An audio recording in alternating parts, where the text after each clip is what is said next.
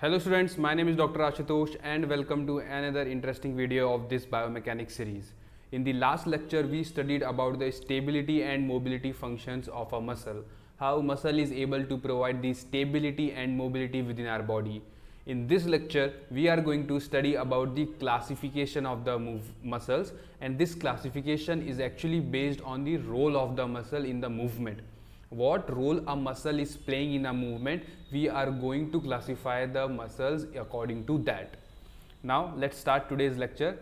So first of all, we need to understand two type of muscles. One is agonist muscle and another one is antagonist muscles. So antagonist muscles and agonist muscles are the classification of this muscle according to their participation level in the movement. So first of all, let's understand about the prime mover or agonist. Agonist muscle are also called as prime movers. These are the muscles who has a role to produce a desired motion at a joint.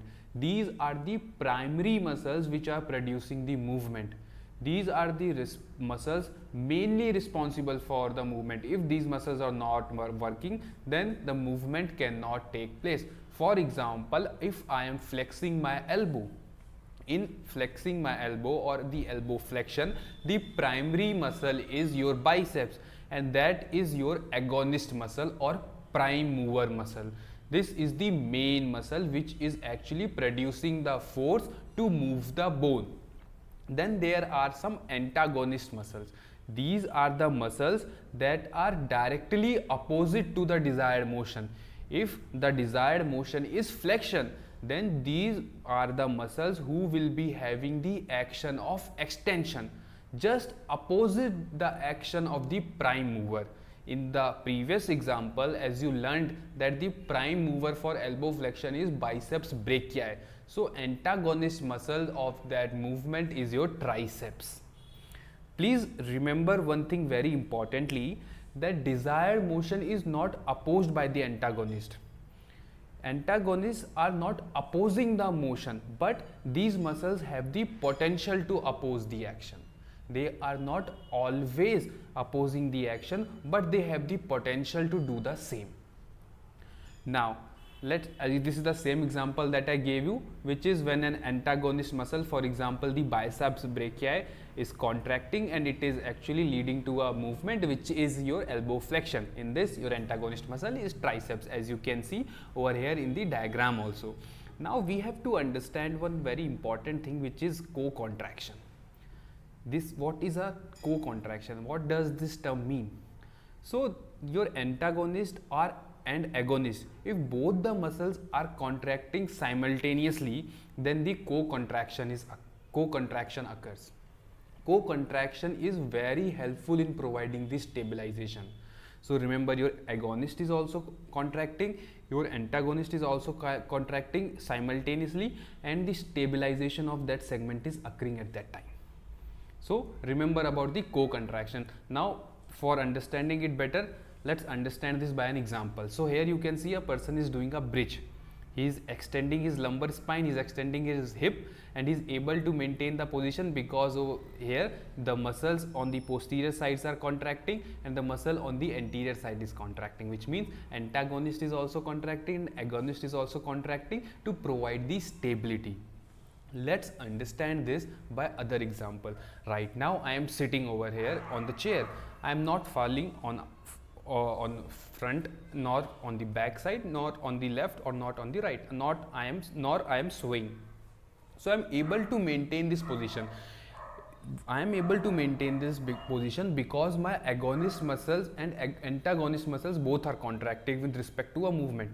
For example, gravity is acting downwards. So if my extensors are not able to contract, then I will fall in front because my extensors are not working to control the pull by the gravity. But here you can see my extensors are contracting, and to prevent overaction by the extensors, my flexors are also contracting in a way, which means my antagonist muscles are also contracting in a way to provide the stabilization. So co-contraction is really helpful and important to provide the stabilization of a segment.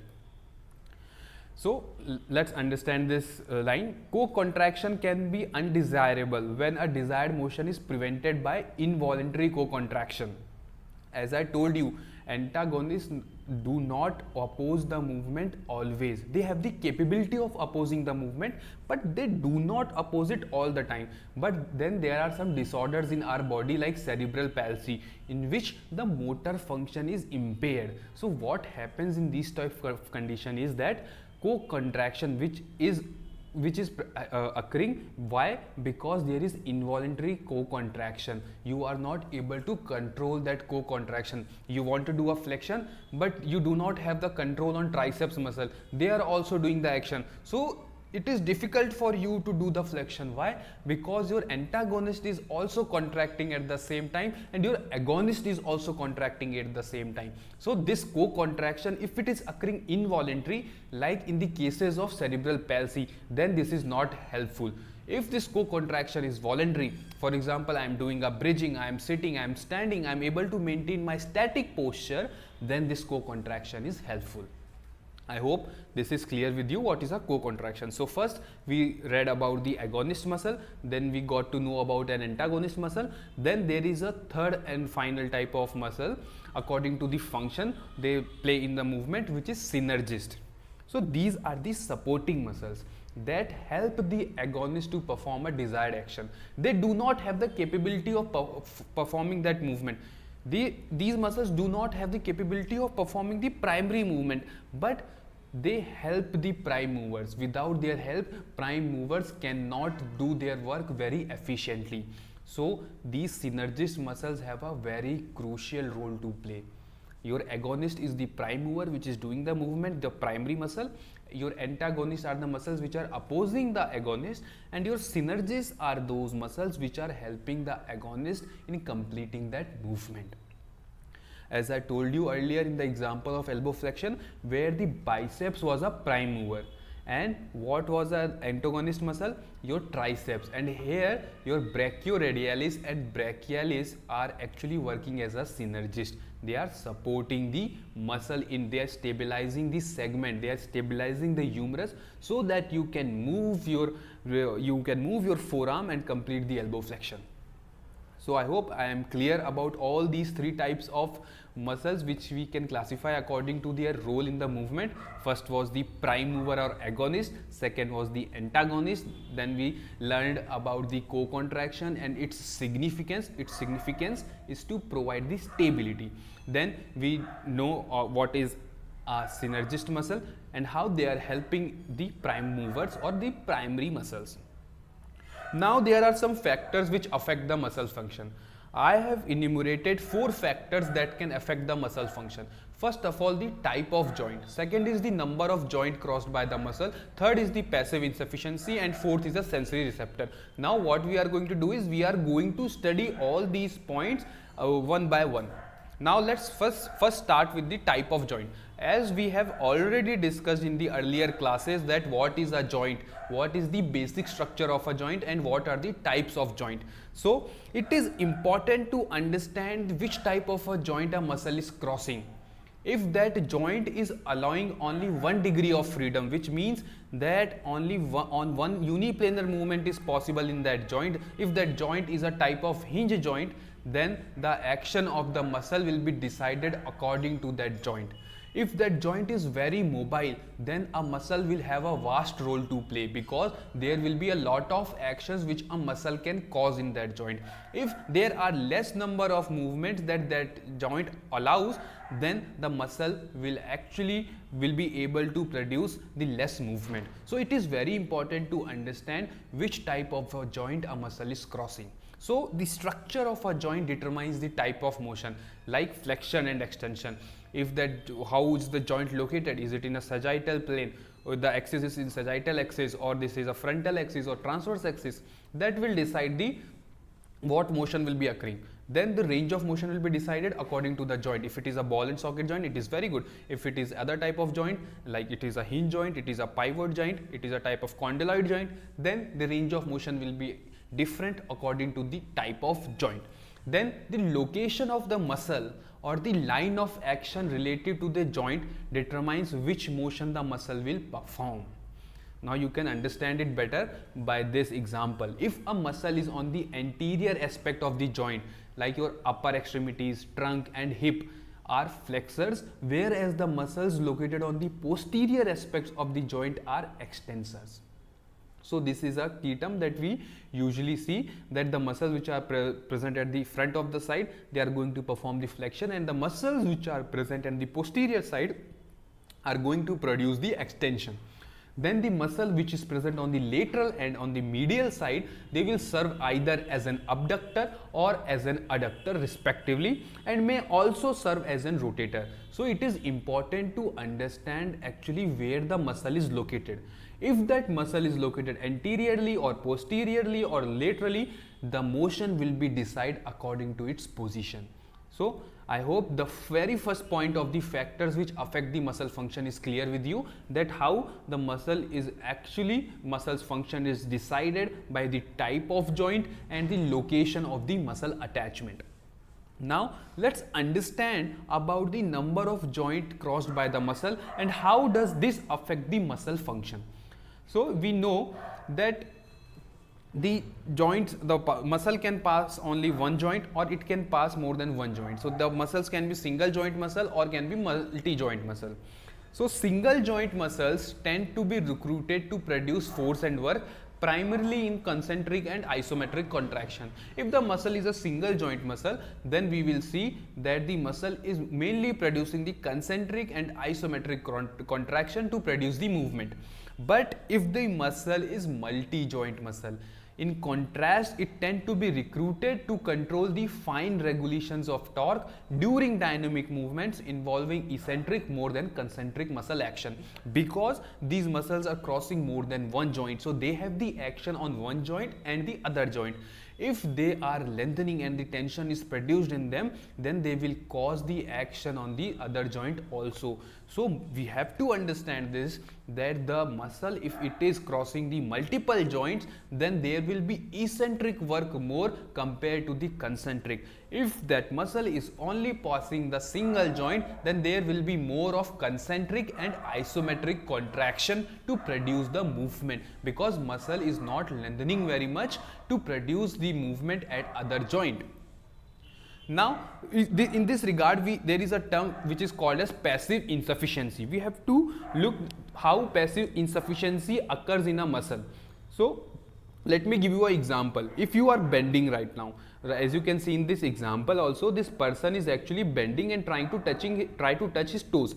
Now what is happening over here is that on the hip joint, your hamstring muscle is already very stretched, because the work of the hamstring on the hip is to produce the extension and you are doing the flexion. So it has been already very much stretched at the hip joint.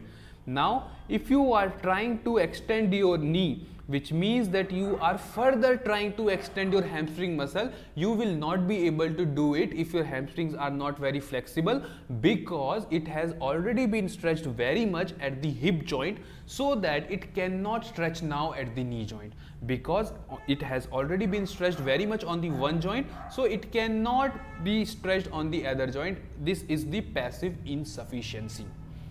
To understand it better, let me give you a other example also.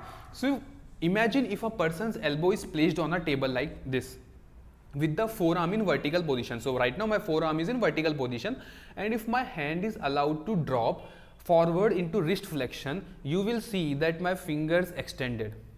Right now I have a flexed finger. Now when I do a flexion, my fingers get extended. Why this is happening?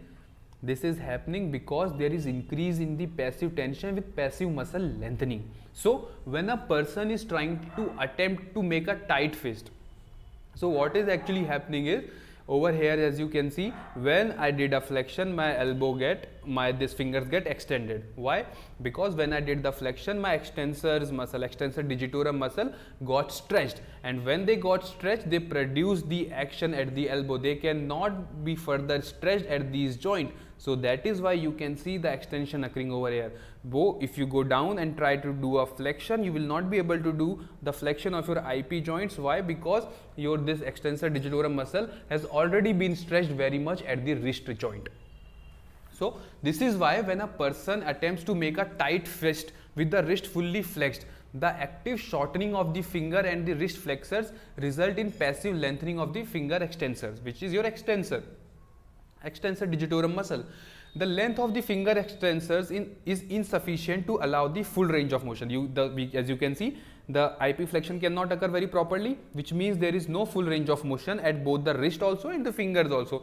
Therefore, it limits the finger flexibility to make the tight fist. If you want to hold an object with your flexed wrist, you will not be able to hold that very tightly. But if you extend your wrist, now if you are holding, you can hold it very tightly. Why?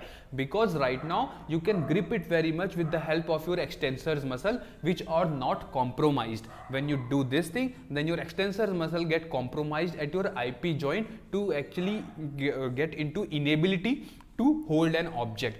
So this is termed as passive insufficiency, and this is determined by the number of joints a muscle is crossing. So the function of a muscle is regulated according to the number of a joint a muscle is crossing.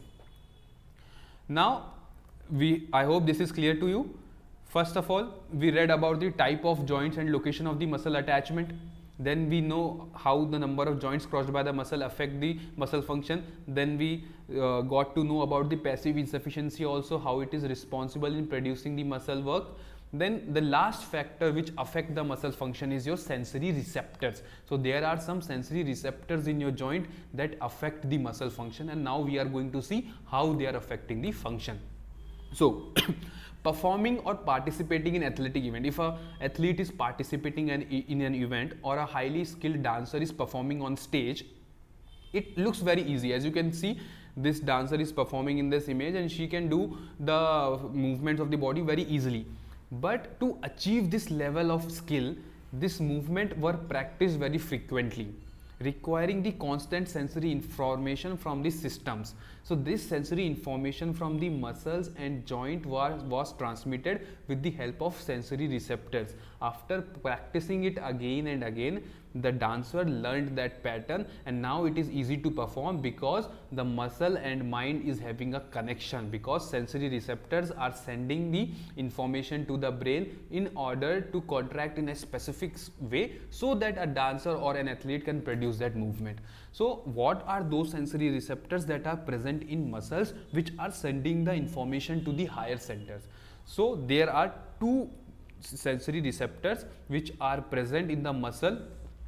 They give the information to the higher centers. They are Golgi tendon organ and the muscle in spindle. Golgi tendon organ is also known as GTO, and then there is a muscle spindle. We are going to see one by one what is GTO and what is the muscle spindle. We have to first of all know what is the location of a GTO. GTO is located at the muscle and tendon junction, myotendinous junction, between the belly and the tendon of the muscle. This GTO is located. And what does it sense? If it is a sensory receptor, then it has to sense something. What does a GTO sense? It senses the tension and may be activated either by an active muscle contraction or by an excessive passive stretch also. Tension can be produced by the contraction also, and tension can also be produced by the passive stretch. And we have learned all this thing in very detail in our previous lecture, in which we described the active tension curve, we described the passive tension curve, and then also we described the total length tension curve. How stretching a muscle you can produce the tension in the muscle, and how the active contraction produces the tension in a muscle, and how both the forces are acting when a muscle is contracting. We already learned about it. If you have not watched that video, make sure you have watched that muscle and stability function of a joint video, which is just prior to release of this video. So make sure you go and watch that in order to understand it better. So now we know the location of a GTO. GTO is located at the junction of the muscle and the tendon, and it is sensitive to the tone. It is sensitive to the tension. What does it sense? It senses the tension. If tension is increasing or decreasing, it sends the information to the brain. So these Golgi tendon organs are excited and they send the message to the nervous system to adjust the muscle tension. So these are your GTO which are helping in adjusting the muscle tension. Now muscle spindle. First of all, again let's look at the location. So these are 2 to 10 specialized muscle fibers. So if these are the muscle fibers, then they has to be present within the muscle, and they are enclosed by the connective tissue sheath. So they are present in the whole muscle belly. In the whole muscle belly course, these muscle spindle fibers are located. And which type of fibers they are? They are intrafusal fibers, and the fibers other than these intrafusal fibers are also known as extrafusal fibers. And they are sensitive to the length and the velocity of lengthening of the muscle fiber. They senses the length. They senses the length, and because if the length is changing, then muscle spindle will send the information to the brain. And velocity of lengthening. If the velocity of lengthening is very high, if you give the muscle a sudden stretch, then muscle spindle will sense that and will send the information to the higher centers. When the muscle fiber shortens, so we have to, let's look at these 2 points. They say that when the muscle fiber shortens, the spindle stops sending the message because they are no longer stretched. Muscle fiber will only send the signals to the brain when they will get stretched. If the muscle fiber is not stretching, they will not send the information to the brain. So when the signal is decreased in the brain, the higher centers send a message to the intrafusal fibers. They again go and send the message to the intrafusal fibers in spindle to shorten, so that once again they are able to respond to the length change in the muscle. So the muscles, then they send the information to the intrafusal fibers, go and contract, so that again the muscle length change can occur, and then again these fibers can get activated.